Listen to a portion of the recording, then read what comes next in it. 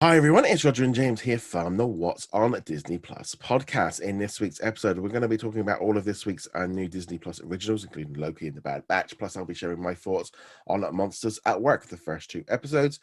We'll also be going through some of the big headlines from this past week. Before we get into any of that, quick bit of housekeeping. If you haven't already done so, make sure you go check us out over at whatsondisneyplus.com, favorite bookmark. Join our mailing list, whichever way you want to keep up with the latest news, such as following us on Twitter or Facebook. We also have our Facebook group, which you'll find over there, and it has over 170,000 members, so be sure to join in with the discussion. And then also we have a Patreon and a YouTube channel membership to help support the site and the podcast and everything about that. And if you support it from as little as $2 a month, you help support us. But also you get your name at certain level on the end of every video. You also get a shout out like now to all of our gold members and above, including we have Sarah. Thank you very much for your support as an executive level. We also have Andrew, Jacob, Caleb, Red Marsman, Andrew, Cody, Darren, the Juice, Lauren, and James. And then over on the YouTube, we have Bad Dog Gaming. We have Johnny T, J Blue, Amit, Angels Army. We have Raphael. We also have My VCR Still Works. Bina, Joshua, Adam, Dawn, Martin, Jeremy, and Sarah. Again, thank you very much for all of your support. And also, just a quick note as well, we'll have a live Q&A this Sunday, and tomorrow there will be a podcast episode going up on our review feed, all about Independence Day. We're doing our first star review. And also, we did record some new episodes this week, which was fun. We haven't done that one for a few months because we always get a little bit sorted for the summer. But nevertheless, let's jump into the news. The big one first off was Disney announced that there's going to be a brand new short coming next Wednesday, which is The Good, the Bad, and the Ugly, and the Loki, which is going to be a brand new Simpsons short where all the Simpson characters are Marvel superheroes, and Loki himself, Tom Hiddleston, will be voicing the role of Loki, and he'll have to team up with Bart. And this one's going to be a nice little short. It's kind of following what they did with the Star Wars Day, and this is really what we're starting to see now, where they're using the Simpsons to kind of boost up Disney Plus without doing the Simpsons, kind of a way of getting around it. What did you think when you saw this one? I thought it was funny that they announced this the week after we were talking about how the Simpsons shorts always star Maggie because nobody talks in them. And now we've got everybody in it, including Tom Hiddleston. Obviously, I'll wait and see, but I'm going to check it out. I like The Simpsons, or I like my memory of The Simpsons, I think, more than The Simpsons these days. But I like The Simpsons. I like Tom Hiddleston. It'll be entertaining. And I also think those shorts kind of nicely fit into that idea of you're much more likely to check it out for a few minutes, think, oh, I'll watch a whole episode of The Simpsons. But also they probably legally can't say a new episode of The Simpsons or a special. They have to do these specials with different titles to kind of probably be able to do it. But I'm really looking forward to it. The artwork for the key art looks fantastic. I mean, that just looks so cool, just mixing together the Simpsons and Marvel characters and stuff. I do think this one just looks a lot of fun, and that's what we want. We want more fun. But just strange how you never know when you're going to get anything new like this just suddenly drop. Generally, it's been a little bit of a quieter week for Disney news, almost like I think we've got the July 4th weekend this week, so it's kind of been a little bit quiet. And also there's been just a lot of publicity about Black Widow. They're full steam on that one, and obviously Loki is still just being so they're kind of at that point where they've got that. But there was an interesting news that came overnight. According to the information, Disney Plus now is, according to their data, at about 110 million subscribers worldwide. Now Disney will be releasing its latest quarterly results on, I think it's the 12th or 13th of August. Every 3 months they give us an update. So they're saying it's 110, and they're saying primarily most of the new people signing up are in India, which is great for India. But the trouble is, generally for the Walt Disney Company, they make much less per subscriber than they do in the US. And the other big thing really is that subscriber growth has slowed down. Now, obviously, there's some issues why that might be the case. There was also, I did do an article up. I got sent some information that in general, all streamers have suffering a decline in signups and people cutting back and stuff, because as people start going back into their normal routine, they're watching less television. They don't need as many subscribers. And in some way, the surge from everyone staying at home, if you were likely to subscribe, you were much more likely to subscribe in the last year than now. and so they're not able to sign a lot more new people up. Now it will be interesting as well because we're going to start having new information coming through from Thailand and also Malaysia, which they launched in June. But that's been the only real launches. So it's not like there's been a lot of countries. They've still got loads of countries left to launch in. So that will continue to keep growing. But generally, they're saying that the numbers have been slowing down, and they've not been pulling in that many in the US, maybe just over 1 million, even though Loki was the most watched show they've ever had. And I was sort of thinking as like, you've got to look at it like, on one hand, the situation of right now of people, things going back to normal, people going back out, people meeting up with friends, people going to the cinema, people going to concerts, people, there's going to be less people around. But also, has Disney Plus reached that point where it's not gaining any new subscribers because there's nothing new? Loki's great, but if you were already in on Falcon and the Winter Soldier, you might not have wanted. There's no more they can grab in. What do you think? Yeah, I was actually going to say that it's not that there's not new interesting stuff coming in. Obviously, there is. We've got quite a bit to talk about, and a lot of it's great. But the people who were holding out, after Mandalorian season 1, they're holding out for the next big thing, which would have been Mandalorian season 2. That doesn't happen anymore because you've got Mandalorian season 2, and it goes directly into WandaVision. It goes directly into Falcon and the Winter Soldier. Goes directly into Loki, and we'll have What If shortly after Loki, and so on and so on. So if you were one of those people last year, as I imagine quite a few people were, waiting for the package seller, the thing that would make you subscribe, it's here already. So you're either waiting until Christmas and you're just going to binge everything at Christmas, or you're already a subscriber. So we were expecting it to slow down. And again, as you mentioned, people going back to work, less people working from home. There's less of that free time. And now we can debate the whole work from home into the new normal kind of thing, but that's not really the focus of this podcast. But I am pro. If you can work from home and not affect your job, you should absolutely be able to do it. But I don't make policy. Yeah, I mean, for me, I really do feel like with this, there's a kind of a double-edged sword of, there is big enough shows to pull people in, but there isn't anything else. I mean, Monsters Inc. It's kind of, I definitely feel like in the US right now, or in this situation of, when you look at what's happening in Europe, and Star is making a massive difference, and they're going to see that data, and obviously they've got Hulu and stuff, and there's a lot of chatter online of the fact of Disney are going to have to do something because Disney Plus, other than Marvel and Star Wars, they're not pulling in adult viewers. That's the only thing pulling in the adult viewers. And there's this constant thread of like, you need more bingeable content, more things. Here in the UK yesterday, we got 7 seasons of The Golden Girls and 10 seasons of The Walking Dead.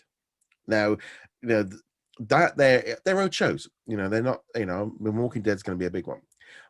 But that appeals to Walking Dead appeals to a massively different audience than like Marvel or Star Wars. They're based on a comic book, but it's a different kind of show. And this is the kind of thing that's moving forward. And I do feel like Disney Plus has a great base. It's off to a flying start. And the amount of money that Disney is spending on content is great. And now they're pushing this streaming bundle and all the rest of it.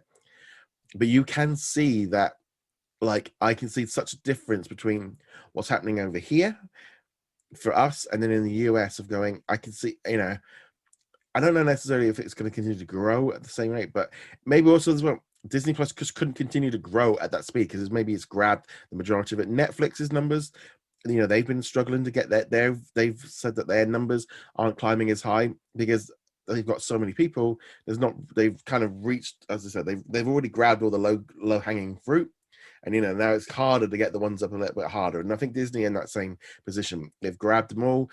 They've grabbed a lot of the bottom stuff, but the harder ones at the top, they're going to take a little bit more to get to. And Disney Plus still have loads of countries left to launch in, but that it's going to be this growth in the US that looking for. And Disney don't break down where these people are coming from. Now, according to Disney, they said about this report from the information, they said that it included factual inaccuracies and does not reflect the performance of the service.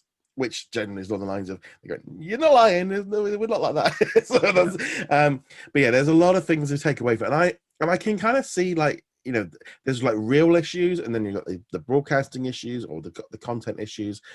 I think it would help if they could all sort out what they're doing with the Disney Channel and National Geographic, of making things on there much quicker. And if you're willing to send it to Hulu the next day, why not doing it to your TV channels?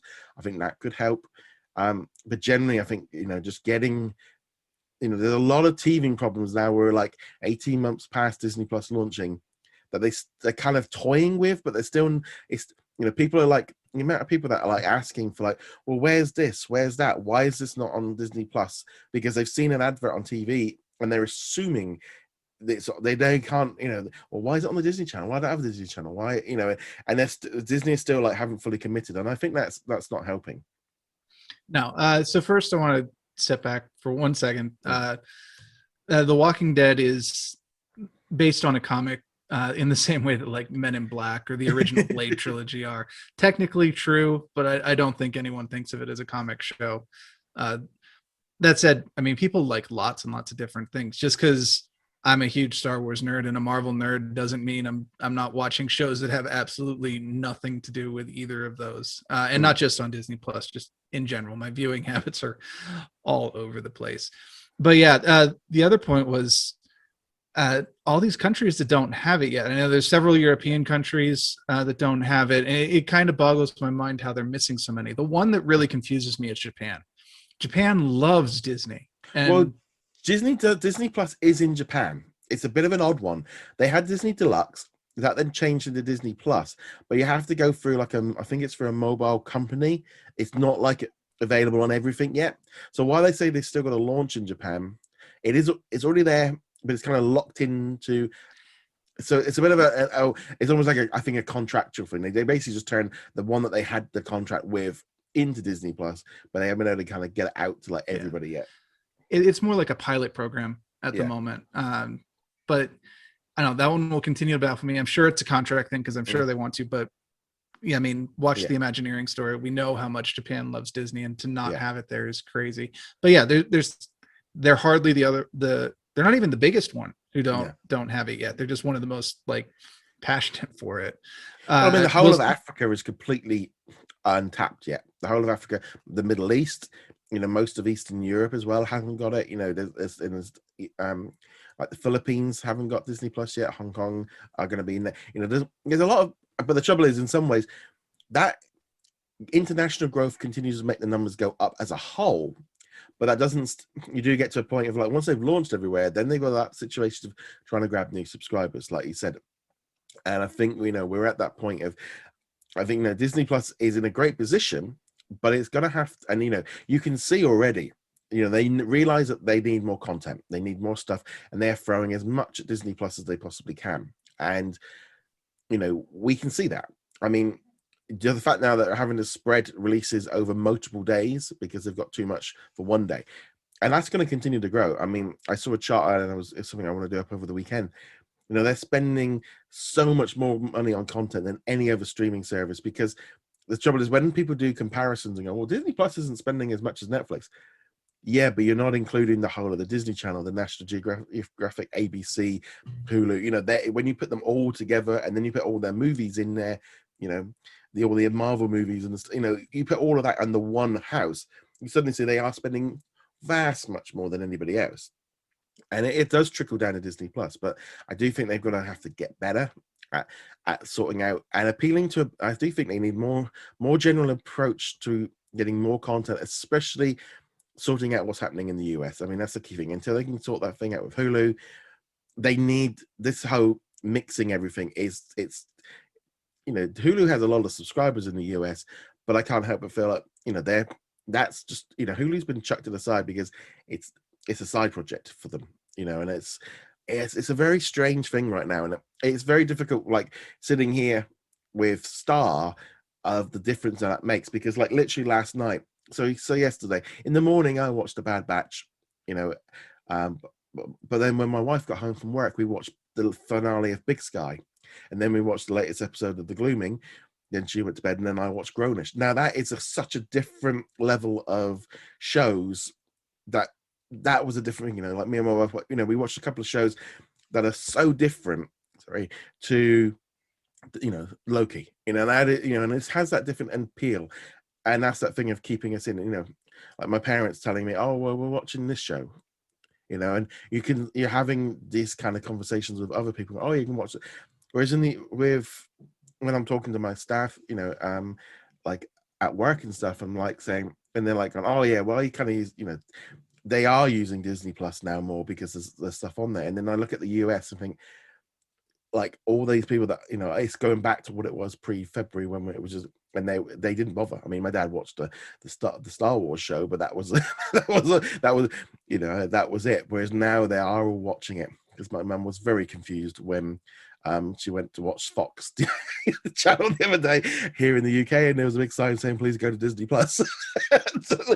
so it was that kind of thing of, I think that is all having a big impact. But I do think in the US they are going to have to do more. I mean, there's no doubt that we're in a much better place than we were a year ago with Disney Plus. I cannot, but there's still a lot more to be done. There's still a massive amount of stuff that's missing from the library to keep older people happy. Now you've got to me, there's so many different levels here of why you can get subscribers to stay, and also more importantly, get to do it. Now, I don't believe that putting a movie from the 1970s on Disney Plus brings in new subscribers. And I know that, and having those older shows, but they might keep people subscribed because they're there. And Disney seems to be very lacking in the amount of classic content being added onto the service. I mean, you look at July's list. If you don't like sharks, there's very little in the US going on there. Fun, especially, there's all these movies from the 50s, the 60s, the 70s, and TV shows that just aren't being used. And I do think that's an issue that needs to be addressed. But I do think they also need to sort out what's happening with National Geographic, and they announced, like yesterday, I think, or this week, a 911 documentary going to Hulu next day. But it's like, well, so Hulu gets it the next day, but whenever the Breaking Bobby Jones show, whatever it's called, we have to wait 6 to 8 weeks. There's this all really like weird messaging there, and I don't think it's helping people. No, and as we said, there's not much they can do about it at the moment because of all the contract stuff. But yeah, it needs to be resolved. It needs to be fixed. They need to get it all unified, or at least get unified messaging. They need content. They need content that's not just the big headline news. Loki, What If, WandaVision, Mandalorian. Obviously, those get headlines. They draw attention, but you do need the other content, which will both be the smaller shows, things like Big Shot or The Right Stuff, and the legacy content, because there are people who are subscribed for the legacy content, and they're not the loud ones. They're not the ones who are going around being like, you should get Disney Plus so you can watch The Cat from Outer Space, or That Darn Cat, or Shaggy Dog, and all that. But they're there, they're spending their money, and they deserve to have content too. I mean, there's a lot of shows and stuff that they need to add, which I think would just help. I know myself, like, you put up a thing of, this is coming to Disney Plus, somebody else will ask for a show that's not related. And that's because that's been a constant thing for 18 months. And I get that. I understand what it is and the frustrations with it. But I also, for me, the biggest frustration is Disney not utilizing the shows that they are creating new. Say, for example, like the Owl House. Season 2 has just started recently on the year, and they've said a batch of 5 episodes is coming this month onto Disney Plus. Well, why not release them on the Friday or on the Wednesday, whichever way they want to do it? And then, internationally for us, we don't even have the Disney Channel, so why not release them all globally, all on a Friday, and say new episode of the Owl House? They don't even seem to be even using that content like as a push, even internationally, of like going, surely, you put that up and you've got Sydney to the Max and you've got Amphibia, all these shows. If you're putting up 4 or 5 Disney Channel shows a week, why not use them and say, this is for us, it's an original content. The only place you can watch it is there. They seem to be like missing that goal. I mean, whether or not they don't want the advertising of because of the US and all the rest of it, but it feels like a missed opportunity of going, these are new shows that are only available on Disney Plus. They don't even promote them. they just drop them in bulk if you're not a fan of it, and you got to make fans. It just seems such a way. And the while before you're there going, well, they got contracts and this new server. It's like, well, you're doing it for this, but you don't do it on that. You're doing something like Secrets of Sofa Springs. You did a weird ass release schedule with every country releasing it on different weeks and stuff. I'm like, well, why not just have it? And it's like, we can do it globally every Friday and Wednesday for other shows, but it for me, it's like, this is just frustration. And it would make things better. But I also, they need to get beyond just the Disney Channel, because there's the other problem of the Disney Channel only attracts so many viewers. They need content. I still think, they, with what's happened here now with Star and seeing the difference it makes of turning Disney Plus into a far superior streaming service. I mean, it's just nights and day ahead of where this was a year ago. Like I say, I watch Disney Plus daily. And I can say that. Whereas a year ago, it was a few times a week, because it was, once you'd ran out of the originals, you were done. There was nothing else really to go back on. But now it takes me to get through all the originals. But also, I am, if I start binge watching a series, it takes a while. And there is shows to watch on there. I mean, I'm currently now I've got The Walking Dead here in the UK. I've been watching The New Girl. There's a few other shows and stuff I've been watching, and that does keep pulling you in. And I do look at the numbers that Disney Plus are pulling in and thinking, there's so much more they could do. There is so much more they could do to make this, and they need to make some big decisions. And they need, and I don't think they're not utilizing what they're doing. And some of it's hard to sort of sit there and go, well, the Disney Channel hasn't existed here in the UK for 8 months. The excuse of, well, we're waiting. Well, no, Australia, it's been gone a year now. This is not new anymore. That excuse kind of starts wearing thin. You could use it for a few months, but this much down the line, and they're going, yeah, guys, it's just a missed opportunity, and it's annoying. Yeah, I'm sure in the States it's still a valid point. Yeah. The Disney Channel has to have its own lane. They have to feel like they're producing content that is for Disney Channel, and not just we'll put it on Disney Channel and then it really is going to Disney Plus, but we're kind of tossing you a bone. Obviously that falls apart when you get international, but it can be very hard for companies to get out of the America-centric mindset in terms of that. I was going to add, this past week, the Disney Channel announced a new Princess special that's coming at the end of August, and it's stated in the press release available on Disney Plus on the same day. They are starting to get to this thing, but so far it just seems to be these specials. They're not, there's there's a couple of new shows like the Mickey Mouse Fun House and also Amazing Spidey show. They are coming to Disney Plus much quicker. So they are changing what they're doing, and they're doing it like with Gordon Ramsay season 3 in the US right now, but there are still issues. But it's going to be interesting to see how all of this works out. But and there's still ones that aren't, as if I remember correctly, the Descendants wedding special, they did not mention Disney Plus in the press release for that. That is at least for the moment strictly Disney Channel. It will obviously make it eventually, but it's not going to be a we're launching it on Tuesday and it'll be on Disney Plus on Friday. No, it's you got to go to Disney Channel to watch it. And it's the same thing with Spin, a new Disney Channel movie coming in August on I think it's Friday the 13th. All of that's coming on that day of, like, again, they're missing that international opportunity of going. But then again, it's almost feels like, oh, we don't want to, if we can't say it's on Disney Plus in Canada because it will get everyone confused. It's like, well, so what, the rest of the world? So I think it's very, very annoying. But nevertheless, spoilers, everyone's going to be confused anyway. Yes, everyone's confused. Just make it, the simplest way is to make it one way. So there we go. So but let's know in the comments below what you think could fix all of this. Let's now move into some of the reviews, because that went a little bit longer than I was expecting. But it's not bad to have a rant every now and again. I haven't done it for a while. This past on Wednesday, we're getting 2 new episodes of the Monsters at Work animated series. They've kind of done the Benedict Society, where they've announced 2 episodes will be dropping after we put up our reviews. After we've got everything saying that they're coming up separately, then like within 20 minutes of that, oh yeah, we're doing, like, we didn't tell us like a day ago, right? Nevertheless, so we're getting 2 episodes. So this series, if you like Monsters Inc., you're going to like this series because it's basically a continuation. It looks identical because it's based on a 20-year-old animated movie. So they were able to match the aesthetics quite well. And I kind of got to the end of it and went, yeah, that kind of just felt it was fine. I enjoyed it. If you like Monsters Inc., you're gonna like it. You got the new characters in there, and they're going to continue, I think, to push them more. But there's lots of the main characters in there as well.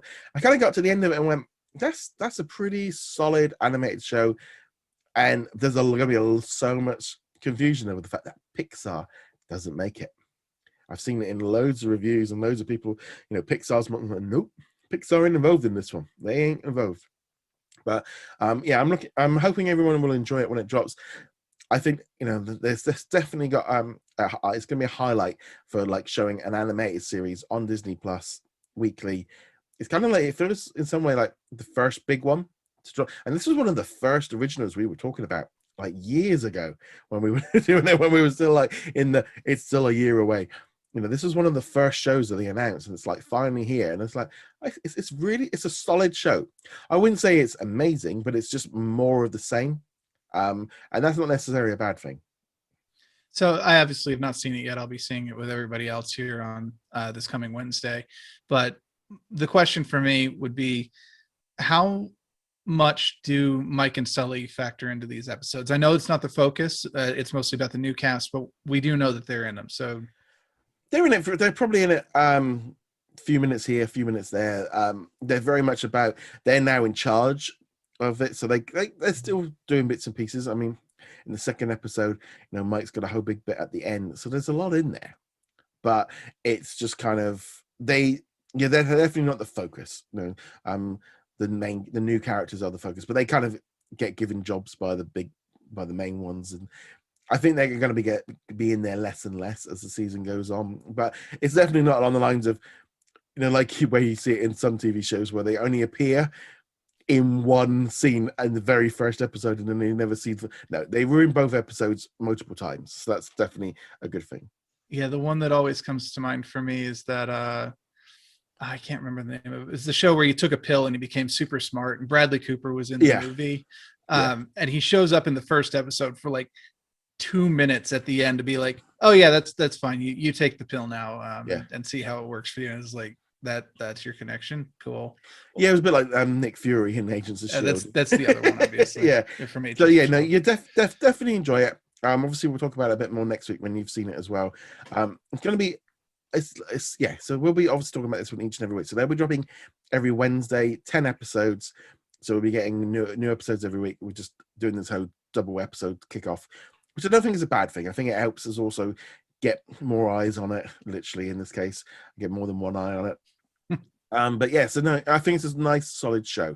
So I think a lot of people are going to enjoy this one coming on it. But again, it's a show that's going to appeal to a certain audience. And I don't know whether or not if people will be checking it out in the long term, whether or not it runs its course. But I think there's going to be a lot of nostalgia for some Monsters Inc. And like I said, they did a great job of making it look like a 20-year-old movie. Disney has been doing really well with their spin-off TV shows lately. The Tangled spin-off show was pretty solid. Big Hero 6 was really good. I was going to mention DuckTales, but that's not really a spin-off. But still, it's I put it into the same category, even though it isn't. And they've been doing some really solid work. So I'm hoping that Monsters Inc. throughout its entire run will continue that. Yeah, so I'm looking forward to watching more episodes on that one soon. Let's now talk about some other shows. So we had a new episode of Star Wars: The Bad Batch this week, which is very much it was the start of what I would call the Empire. It was the start of the Empire starting to push their the buttons a bit and wanting control, and then it's essentially now the Bad Batch trying to become, there's a bit of a rescue mission there going on. I thought this was a bit of a weak episode after the last few great ones. I wasn't as thrilled with this one. What about you? See, I actually really liked this episode. It's not a particularly important episode. Like it's not really pushing any plot forward, but we get to see the Bad Batch actually, doing their thing, which has been severely lacking in the last several episodes. Well, since the beginning, actually. So they get to do their mission. they get to show why people respected them on the battlefield. And you also get the side plot with Omega where she's finally turning into her own character separate from the Bad Batch. I mean, they've been hinting at her strategic capabilities for a while, but to actually come out and go, no, you contribute, but you're also your own person. I think it was an important part of this episode. So I agree with you. It didn't have like the wow factor like to the last two episodes, but I really appreciated that they actually took an episode to be like, nope, this is the Bad Batch. This is them doing their thing. They're really good at it. Here's some action scenes for a while. And also, I think the whole thing of her being able to outplay everyone and be good at it along the lines of there's something going on underneath the hood that everybody else can't see, because ultimately she is different to them, and she has her own. And I thought that was good. And like you say, the Bad Batch kind of got to be the Bad Batch. They had to go in, complete a mission, get in, get out, and almost like that's kind of what you think of them as, a special unit that go in, and they're not like you said, it was a good solid episode, but I wasn't entirely. It was fine for what it was. Moving on from there, we had a new episode of High School Musical, the musical, the series. Again, I did watch it. A little bit more movement in the storyline a little bit here, because there was a bit more stuff going on with Rick and Nikki kind of breaking up, and it was kind of a heartbreaking scene, seeing them kind of coming to a bit of a hit there. But again, I am really struggling with the show of it's just plodding. It's just, there was a great dance. Now I've got to say, they did the Gaston song. I mean, and great. That was probably one of my favorite performances from the whole of the series. I really enjoyed that one. It was you can watch it on YouTube. You don't watch that show. You can go find it on YouTube. Like Red being LeFou, they just full on went off it. And I'm liking the fact of them doing the Beauty and the Beast song, because it's like we've not really seen so much of that. Instead of like leaving everything for the big show at the end, they are kind of giving us these performances. I mean, it was way too choreographed for being a practice run. It was I really enjoyed it, and I gotta be honest, that was the highlight of the episode. After 3 movies and a season and a half, it's a little bit too late to be complaining about the dances being over choreographed. There was also another big song at the end, but that was a bit boring for me, I'll be honest. I didn't really think much of that one. But the big Gaston song, that was my favorite moment of that one. We also got the 3rd episode of the Mysterious Benedict Society. What do you think of that one? I really enjoyed this. This is turning into probably my favorite series that's not Marvel or Star Wars on Disney Plus. There was just so much going on in this that it's really moving along, and it's having a good time doing it too. I thought this one was very much about like putting things into place, getting the kids to question a little bit about obviously Mr. Benedict, but it was more about establishing who the character is and all the kind of things like that. And I did think it was kind of one of those episodes where there was a lot of things moving around. There wasn't a lot of action or anything like in particular, with a lot of storytelling, a lot of building up characters and establishing things. And again, like you say, it's quickly becoming a very much along the lines of, this is a great show, and this is a show I really want more people to watch. It feels again in a completely different category to everything else, doesn't it? It is a kids show with them in a school, but it feels so different than everything else. It's a kids show, but it doesn't dumb it down either. Like there's a lot going on, and it doesn't always hold your hand. Sometimes it does, but not everything does. It's actually fairly intelligent, but not in a way that leaves you baffled or questioning, and it doesn't talk down to you. So it's found that good balance between being a kid's show, not being stupid, while also not being like smarmy and smarter than thou. Well, I also think with the kids being so much more smarter and intelligent, it kind of brings up the whole level of the show of there not being, they're intelligent and they were any. Sometimes you're thinking, well, I wouldn't have worked that out. These kids are smarter than me. And that kind of that. I think that helps. Yeah, the one from the 2nd episode where they were talking about the light bulb and stuff, I'm like, that's a fairly classic logic problem. So maybe they read it somewhere. But the one from this week, I was like, that's an impressive leap in logic, but I can see where you got it from. But it's very interesting how they're doing it, and I like the dynamic between the kids too. So you got the 2 boys who they seem to be getting along fine, but then you got these 2 girls who are while they're working together, are also very antagonistic to each other. It's fun to watch them, honestly. Yeah, it is very interesting to see how all of this works together. But yeah, so I definitely feel like this one is really turning into a great little series. And just yeah, I just can't really put that across. So this one's definitely, I would say right now, if you're only going to watch one thing on a Friday, this is it. Watch this one. This one is definitely something to check out, and I can't stress that one enough. And Looking, yeah, just one final thought on it too. I appreciate that they did not make Mr. Benedict into an all-knowing, yeah, all-seeing, omnipotent character. Like this episode in particular, they really hammered, oh, he actually is almost completely in over his head just as much as the kids are. yeah, and all the adults as well. They're all kind of, they're all just. I still don't think they're kind of pushing enough on what the emergency is. I know they just need subliminal messages and stuff. I'd like to see a little bit more of what it's causing everywhere else. That's the only other thing. But yeah, so that one's a good one. We had a new episode again of Love Victor season 2 this past week. Again, I'm sorry, but I watched these ones weeks ago because of how the review thing.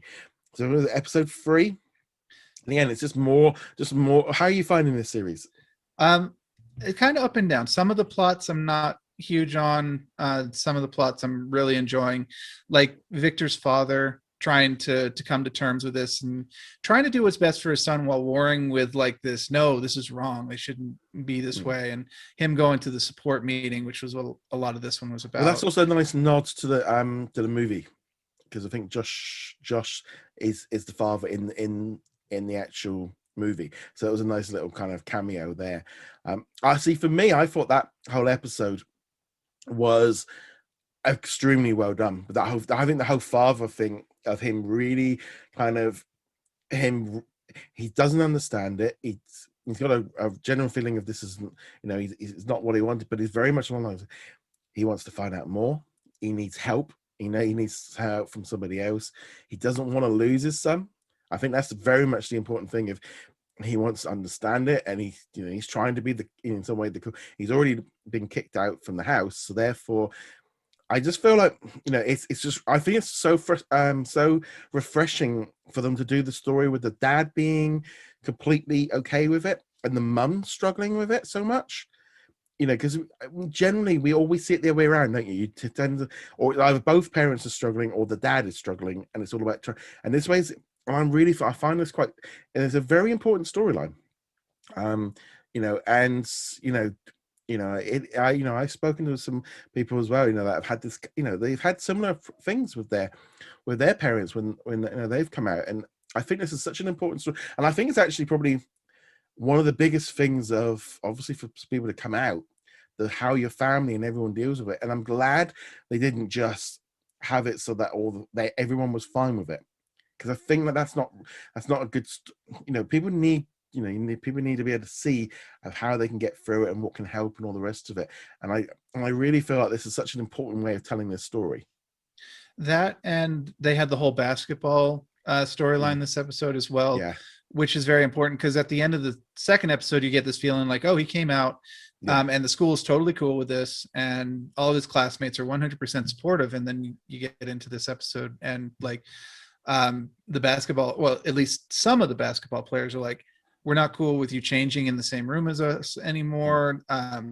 We'll play ball with you, but we don't really want to be associated with you outside of the court. And you're really starting to see that there are, in fact, consequences to it, and not everything is a-okay, and everyone's just one of the things happy and fine. One of the things I've really enjoyed over this, like the last few episodes, is the character Andrew, of him stepping up and being kind of in some way, him actually helping Victor. And he's actually done it on a couple of occasions of like helping, he was really kind of a bit of a scummy character, but to begin with in the first season, but he's gradually kind of, I think in this episode especially, he steps up to help Victor with his classmates, with the basketball team, and I thought that was such an important part of it as well. That's the captain of the team, yeah. right? Yeah.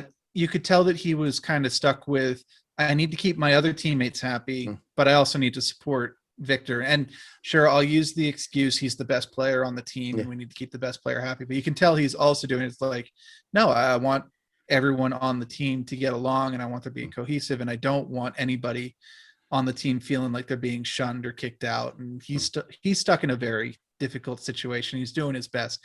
Might not have gone 100% the best way, but you can tell he's trying, which is important. And again, I skipped 90% of season 1, so I don't have much connection to this character. No, but are you now, because obviously you've watched a few, are you kind of gelling with this series? Are you kind of liking it? Yeah, no, I'm going to stick with it through the end. I may retroactively go back and see the rest of season 1, although I feel like I've got the most important points.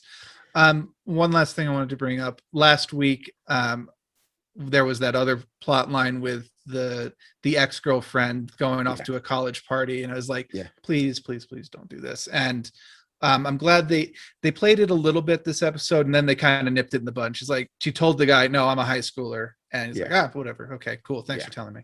And that and so now we're not doing the whole like hiding the secret stuff. I'm still not 100% keen on it, but I'm liking the direction more than I was last week. Yeah, and also as well for me personally, Maya just looks too young to kind of pull that off. I know it's, she's probably the right age, but to me, like, she just looks too young. Because obviously the trouble is, especially with American sitcoms, like things like this, actors are much older than they appear, but she just generally just appears very young. It's like, you're not at college, you're not at university, you don't look it. But that's my own little issue with that one. But I'm really enjoying it. I'm actually really looking forward, because next week's episode 4 is really good. I'm going to state that one there, and I'm really looking forward to it. In like 2 weeks I can start watching new episodes, because it's been like a month for me since I watched these, so I'm like itching to kind of catch up. But yeah, so that's good. We also had the finale of Big Sky drop here in the UK and down in Australia. Great series, ended on a big cliffhanger. This show is, really enjoying it. I'm really liking this whole aspect. It was a very action-packed episode, leading straight into season 2. We kind of got to the end of it. They left on a cliffhanger, like, no, and this is to be continued. So yeah, so that I always like. It's that kind of feeling. You like it when a series ends with it. You like going, okay, yeah, what's happening next? And it was just a pretty great episode to finish off that season. Really enjoyed that one. A highlight of Star. If you like police dramas, check this one out. Set in like rural Montana. I think you might find them all on Hulu in the US as well. But I definitely say that one's definitely one of the best Star originals we've seen so far released. We also had a new episode of The Gloaming. Have you been keeping up with that one? Wherever it was, I think it was episode 4. It's episode 4, and I actually forgot this week because I was listing out the things I wanted to watch, and it's not on Hulu here. It's on Stars, I believe. Stars with a Z, not to be confused with Disney Plus Star. They're in trouble with that down in one of the Latin countries right now. So I forgot about it. I'll catch up with it and we'll talk about that one again next week. But you can give your review. It's again. I'm really, because this is an Australian police drama. You can see the sense of like me and my wife watching the police dramas together. This one again, just scary. There's a whole thing with the daughter, and something also it gets with the realtor, going after the counselor. They're trying to kind of get something sorted with. It was quite an aggressive. It was probably one of the more better episodes from the last few weeks, because suddenly now things are happening, things that have been happening in the previous episodes. You're starting to see the consequences. And there's a whole scene on a dam that just looks fantastic, and it's pretty scary. But the visuals of this series, the way they film it, and the way they use because Tasmania being so like desolate and just kind of at the edge of Australia, like the next step after this is Antarctica. It's a cold.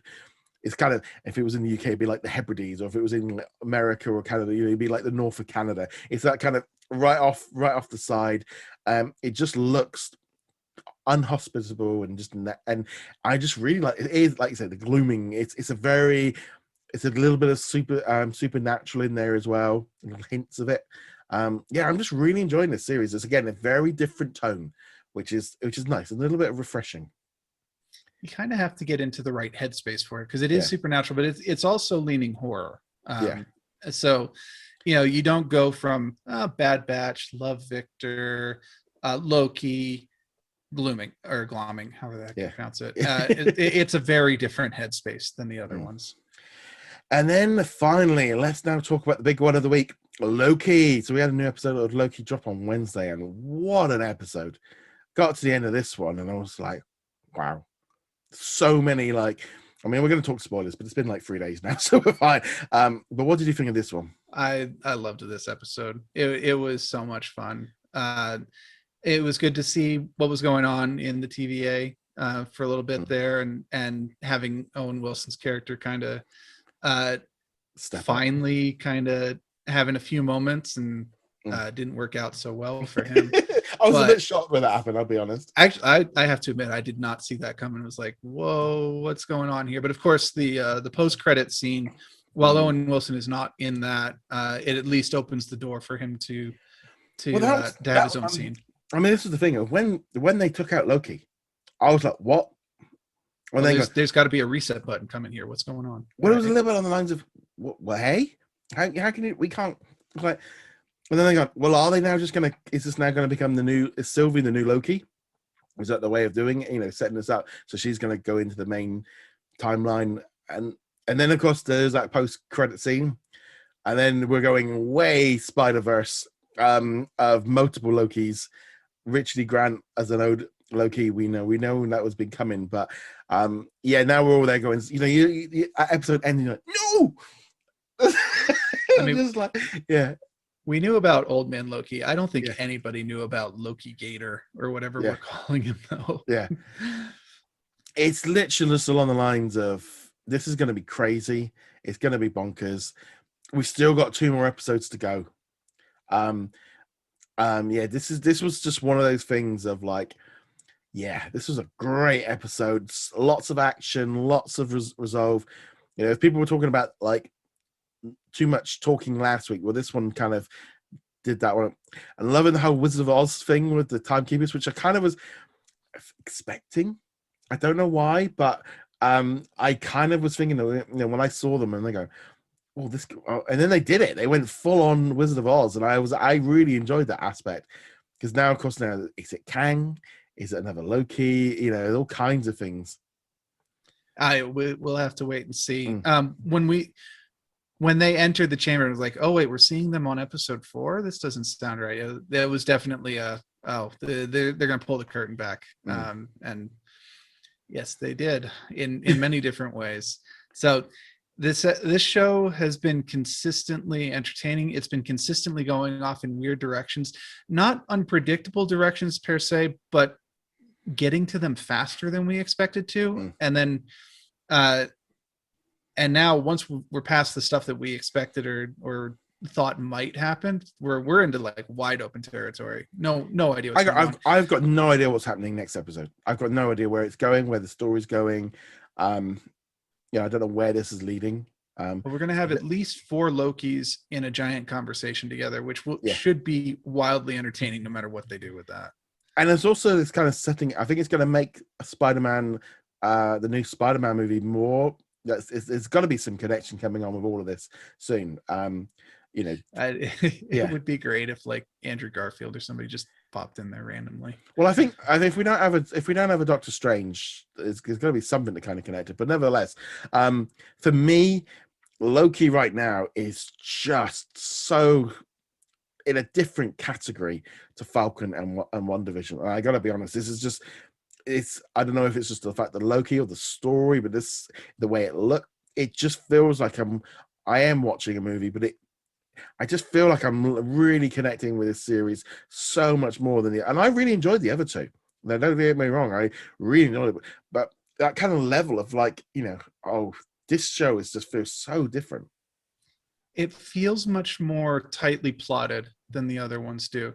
And I say that with the recognition that both WandaVision and Falcon and the Winter Soldier got impacted pretty heavily by COVID. I mean, that we keep bringing that up, but they had to make changes due to problems. And we don't know how much of an impact it had on Loki, but it feels like it did not have quite as much, or they were able to adapt to it much better, because there were parts of the other two series that felt immature, not in like the, you know, like they hadn't been fully formed, or we weren't getting the full story, or they'd been created for a different storyline that kind of disappeared.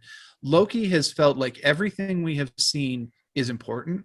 Everything is tied in together. There are no wasted moments. There are no like dead plot lines. It feels like everything is part of a big story. It doesn't. It's like I say, like a feeling of like the filler episode doesn't feel like we had that with this series. It doesn't feel like we've had to. And I mean, I don't know. I'm just really enjoying it, and we've still got 2 more episodes to go. Next week we've got a nice double helping of Marvel, because we've also got Black Widow as well. But yeah, no, I'm just really enjoying Loki. It's just, I mean, I was always looking forward to this series, but if you'd said to me like earlier in the year, I don't know if I was always a bit like, well, I don't really know what Loki's going to be about, and they've just totally just blown my mind with what they're doing. It's, I mean, I think we saw it with WandaVision, where they were playing with your mind and you didn't know what was going on, and Loki's doing that, but it's doing it on another level, because it's actually delivering on the promises of there being like these like alternate versions and all these kind of weird places and time hopping. The rules have gone right out the window. I mean, there doesn't seem to be any rules with regards to what's going on in Loki. I mean, that's a good point, because WandaVision, we had it built up as this is going to be a huge part of the Marvel universe. There are going to be things that come out of this that impact Doctor Strange, and you'll want to see this to see how it connects into everything. And while there are, I'm sure, connections that will pop up down the road to it, you don't really get the sense that it was this huge must-see thing for that purpose. It was still highly enjoyable. It's still a great story, but you never felt like it was a huge piece of the Marvel universe. Whereas this one, you feel like there are things here that you're kind of gonna want to know going forward, and they may impact future storylines in the movies. But honestly, who the heck knows at this point? It's going to be nuts. And I will say, if we had ranked what we were looking forward to the most at the beginning of the year in terms of the Marvel shows, Loki would not have been at the top. Near the top, but not at the top. But right now, I don't know if it can be topped by any of the remaining shows. Well, I'm looking here at like the rest of the year. I mean, discounting What If, because I'm going to put that in a different category. We've got Hawkeye and Miss Marvel, and Hawkeye is going to be, looks like it's going to be much more of I was saying, more of a buddy cop kind of. These are obviously hunting people down in New York.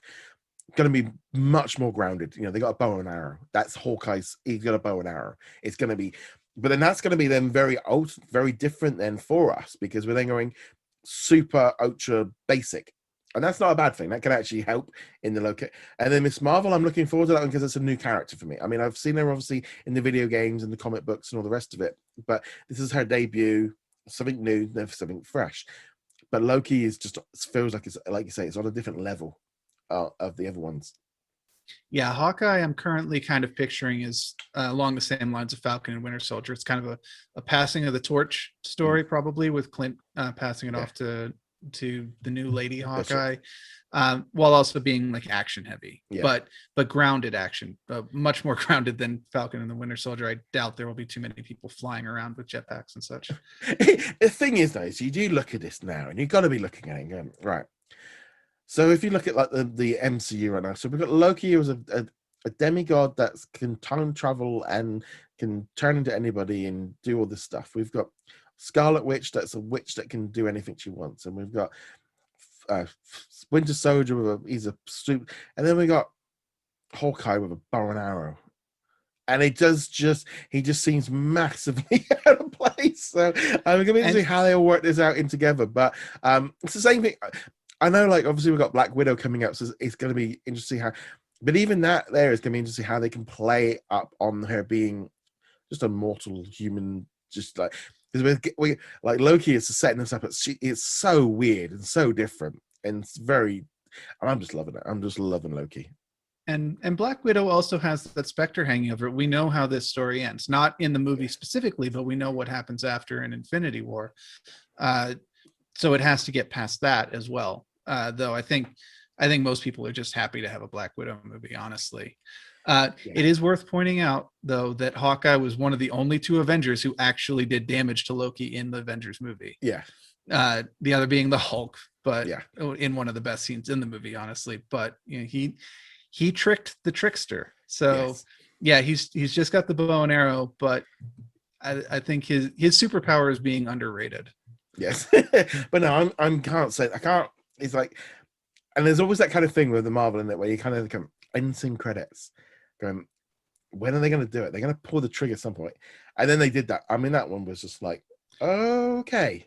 And I'm glad they stuck it in there. If they had made us wait until next week on this one, I think a lot of people would have been very upset by the way that episode ended. Well, I think the trouble is it very much it sets up the home finger. It gives everyone, it would have given everyone too long to expect that he was gone, and it kind of got rid of that. I mean, they couldn't do any trailers. It's like, how are they going to set this up? And he just wakes. It makes sense of how they did it. I mean, I just was, as a whole, just really along the lines of going, like when they killed him off, I was just like, where are they going to go now? But they didn't have time to think about it. Of course, then you see the credits. You've had it, let it stew for like 2 minutes while they're playing the music, and then suddenly then it's over. Yeah, and my legitimate reaction was, oh, well, I guess Sylvie is the Loki now. And Yeah, and this was their way of having yeah, Tom Hiddleston bow out of the series, yeah, or the MCU in general. Oh, but no, his story's not done yet. yeah. No, it's not done by a long shot. And I can't help but feel like he ain't going anywhere. I mean, if this is the biggest, if they even locked him in for some more contracts, who knows? But and they always said like these are like limited series, but you're definitely feeling like Loki is the one of the three, whereas like you can do more series because it's Loki. Whereas Falcon and the Winter Soldier, we don't have a Falcon now. Like, I mean, obviously they passed it on to somebody else, but generally that one division, those names that can't be used the same way. When the show's ended, we're in a different place than when they started. Whereas Loki doesn't. Well, I mean, we'll have to wait and see. It's Yeah. entirely possible in the remaining 2 episodes that they will get to a point where it's like, nope, can't quite do a Loki season. We can do a Sylvie season, or we can do an old man Loki season or something like that. But yeah, WandaVision, it wouldn't make sense with that name anymore. The whole sitcom aspect they'd have to jump through some serious hoops to bring that back. I don't think it would work. I just don't think it would work. It wouldn't. And Falcon and the Winter Soldier, they already said, like in the end credits, nope, it's Captain America and Winter Soldier now. And as you mentioned, although they did not get to that point in the series, we have met who will probably be the next Falcon. Yeah. But no, amazing, really, and it's just like we say, I know we keep saying this, there's a lot of content out there on Disney Plus right now, loads of stuff, loads of things to keep watching. Yeah, and I'm just really enjoying it. I mean, it was quite fun yesterday. Like I said, I've been watching the Walking Dead, kind of catch up. I have plowed through 4 seasons in a couple of weeks, but as of yesterday, I flipped from Amazon over to Disney Plus, and actually the picture quality is much better. Feels like it's much better on Disney Plus. I don't know if it feels like, I don't know how they're doing it, but whichever way. Watched an episode last night and going, I think it does. It feels slightly. Maybe it was just because the earlier episodes were in like lower definition. As I'm getting to newer episodes, they're looking a bit better. But generally, it was along the lines of, well, now we've jumped from Amazon. Now it's the last. I mean, I haven't used my Amazon account for months, and I was like, well, I'll get caught up a bit. But yeah, so I've been totally going on a binge every night on like a couple of episodes. I'm wondering if they have better master files. Disney Plus had the better master files because, like, I don't use Amazon all that often, but I've been watching The Expanse, and even season 1 of that, I had no complaints with the picture quality at all. So I'm wondering if they were working off of really old masters. Don't know, but it's for me now. I'll be watching an episode of that pretty much every night, probably for the next 2 months. And I'm gonna, if I can, I mean, I'm kind of looking at if I can play through five seasons before in the end of August, it's going to be a bit tough. But I'm willing to take on the challenge. I get kind of that kind of feeling of, I don't think I could have done that if I hadn't. I've kind of feeling of, I'm really enjoying this series. I don't think I could have been. I mean, there's no way I could have been through 4 episodes if I was like, nah, this isn't for me. But I'm at like, oh no, I'm actually really enjoying this. But it didn't help with me then. So I've been playing The Last of Us Part 2, and I did actually get to. No, I can't play these two together. It's too much zombies. I think that show just started principal filming too. The Yeah, Last that's of got Us. Mando is playing Joel in that one. Oh, that's right. Yes, I Yeah. knew there was a connection in there somewhere. So Pedro Pascal is in that one. But yeah, so a little bit of a side note. But there we go. So that is all of this week's Disney Plus bits and pieces. Like I said, it's just great having lots of different shows to talk about. So obviously next week we will be talking about Black Widow. Are you're heading to the cinema to see that one? I have my ticket. I will be seeing it on Thursday. It's my return to the cinema. Yeah, they've got previews on the Wednesday and Thursday, and I'm off on the Thursdays. So I'm tempted, but then I'm also like, whether or not I just do Disney Plus on Friday. Now I want to check to see if we have any Wednesday showings. Yeah, I think I would have seen if we were. Yeah, they are doing a few preview shows. So it's going to be interesting to see how all this works out next week with Black Widow. But nevertheless, let us know what you thought of all of this week's Disney Plus and Star originals. Love to hear your thoughts. Remember, you can go check us out over at whatson@disneyplus.com. You can like, follow, and subscribe on all the different audio and video and social media platforms. You can become a Patreon and help support the site, the podcast, the YouTube channel, and everything else. I'm helping us pay the bills. And on that note, guys, thank you very much. See you guys soon. Later.